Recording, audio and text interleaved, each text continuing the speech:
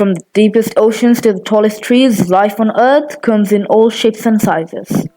But how do scientists make sense of this wild variety?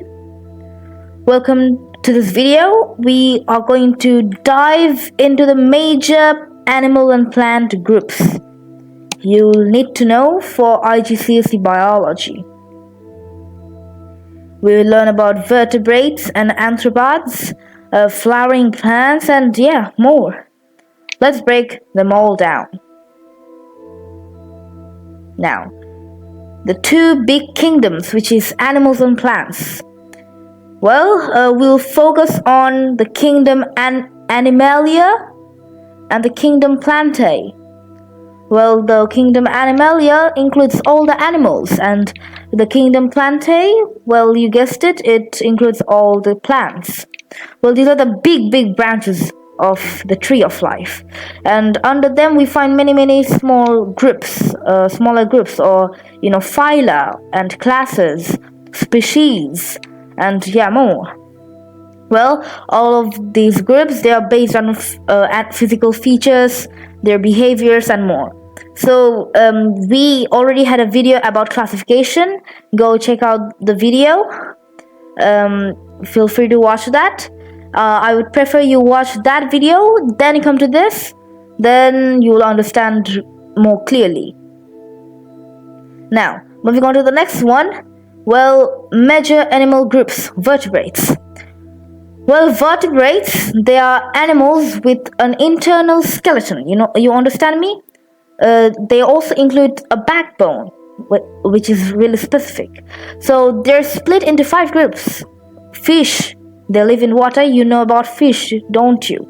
Then amphibians, they are like frogs. They live in water and also on land. And fish, they just live in water.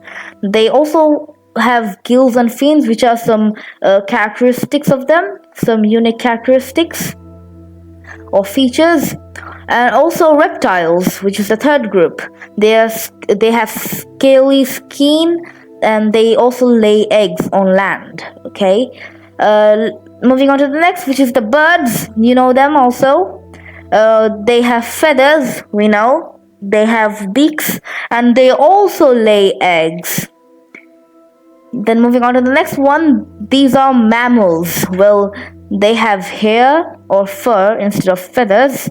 They are warm-blooded, which is a key feature, and they also feed their young with milk. Well, now we know that we are animals, but which of them are we? Well, are we a fish? No, we are not, because we do not live in water. Are we amphibians? Well, no, because we don't live in water and land both. Are we reptile? No, because we don't have scaly skin. We also don't lay eggs, or do we? And are we birds? No, we don't have feathers, beaks, and we don't even lay eggs, as I've mentioned earlier. But we are mammals, alright? Yeah, humans, they are mammals. So you see, this is one of the examples that how classification can really help understand species. Moving on to the next one, arthropods. Well, we learned that vertebrates, they have backbones, but arthropods or invertebrates, they don't. In fact, most animals don't. So pretty much they have a hard exoskeleton, they have jointed legs, and they have segmented bodies. There are 4 main types of these. Well, there is insects. You understand insects, right? For example, a ladybug. Well, they have 3 body parts. They have 6 legs, and most of them they can fly. The second one is arachnids. Well, they include the spiders and scorpions. They have 8 legs. Now, crustaceans, they are like crabs and shrimps. They mostly live in water. Myriapods, they are centipedes and millipedes. They have many legs. There's a book I read, James and the Giant Peach. There was this guy, That guy was a centipede. He had so many legs, and James had to put shoes and shoes and shoes in his legs, and he was tired.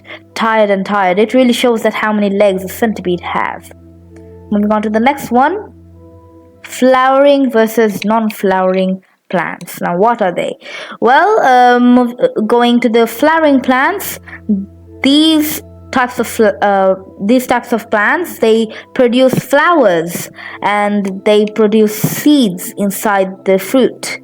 Like, for example, roses. Yeah, they're flowers. Or apple trees, they have seeds inside them, right? But the non-flowering plants, well, I hope you guessed it, they don't have flowers.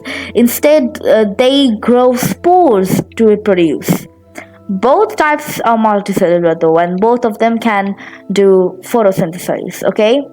It's not that they're completely different. Overall, in the end of the day, they are plants. Now, the next slide, referring back to the last video, why do these groups matter, or why does classifying organisms matter? Well, to understand species, or to understand evolution, to protect biodiversity, or to identify species. So in the end of the day, you know that it is really important, because just imagine, like, you are trying to organize millions and millions of species. Can you just do that? No. So yeah, this is a really helpful way for scientists. Well, in the end, hit that subscribe button. Thank you for watching.